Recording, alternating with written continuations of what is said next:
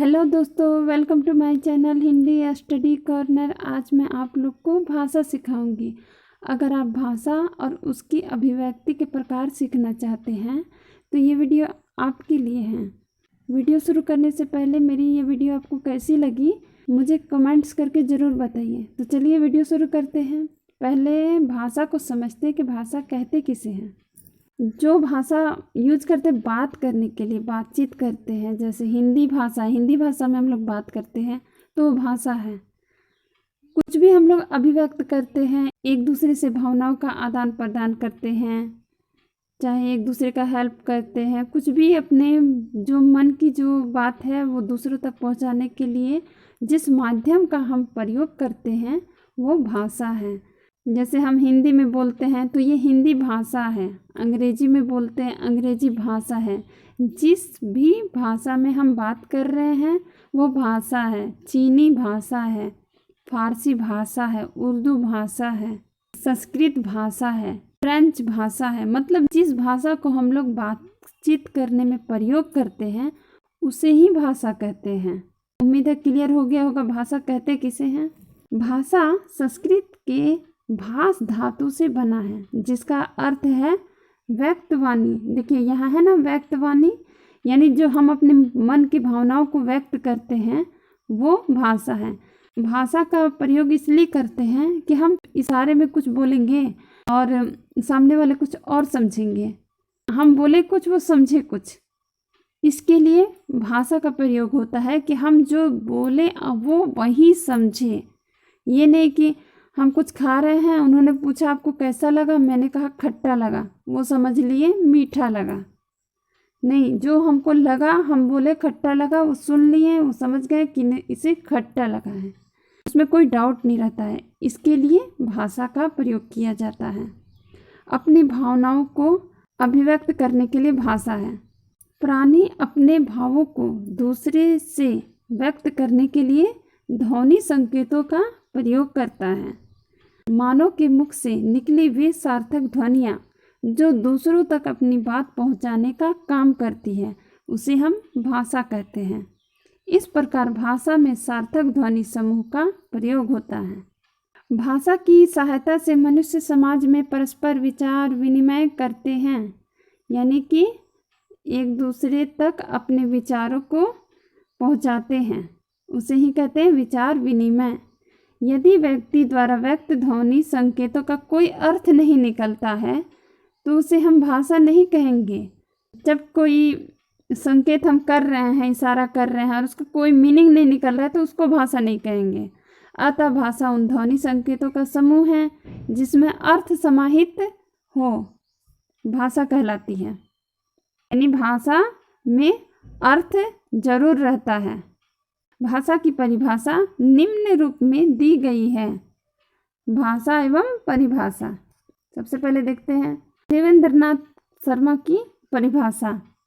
उच्चारित ध्वनि संकेतों की सहायता से भाव या विचार की पूर्ण अभिव्यक्ति भाषा है, अथवा जिसकी सहायता से मनुष्य परस्पर विचार विनिमय या सहयोग करते हैं, या यादृच्छिक रूढ़ ध्वनि संकेतों को भाषा कहते हैं।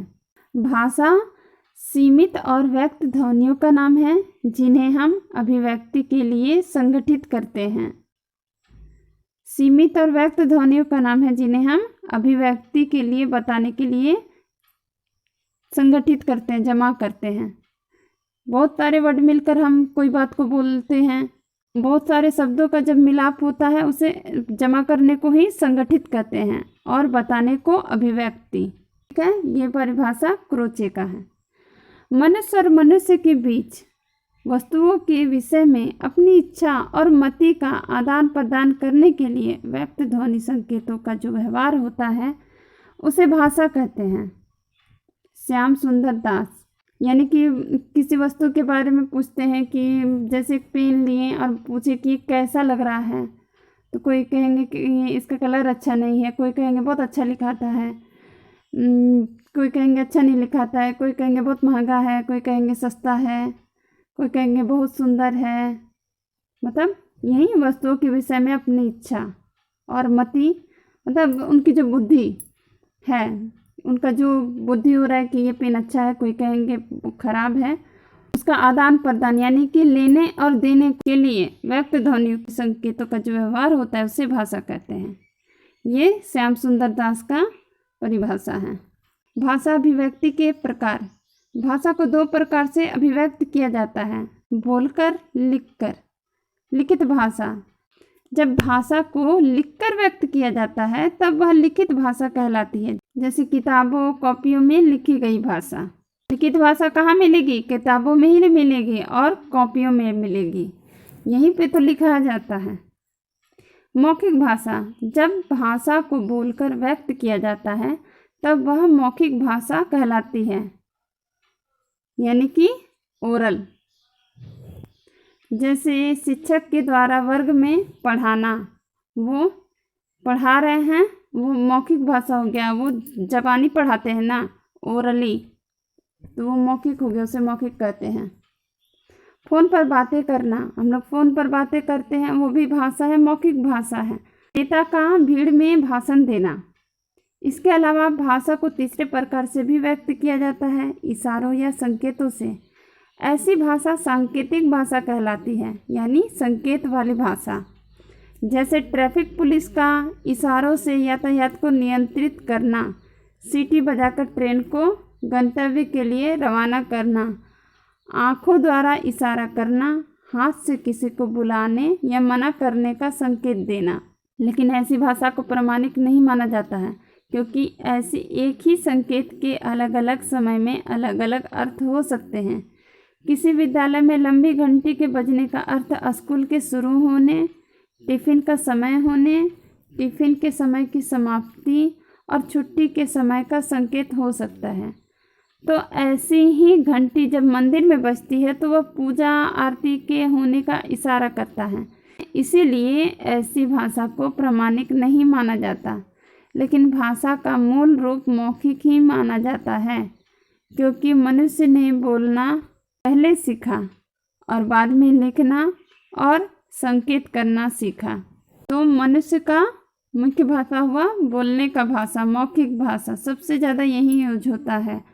और लिखा हुआ भाषा को कहेंगे लिखित भाषा, और वो परमानेंट रह जाता है, हमेशा रह जाता है। तो भाषा जो हम बोलने में यूज करते हैं वही भाषा है। सीधा सीधी बात, ज़्यादा गड़बड़ाने की ज़रूरत नहीं है। तो कैसी लगी मेरी ये वीडियो? अगर अच्छी लगे तो मुझे लाइक कीजिए, शेयर कीजिए, सब्सक्राइब कीजिए। कुछ और वीडियो चाहिए, कुछ प्रॉब्लम हो तो मुझे कमेंट्स कीजिए। Thank you.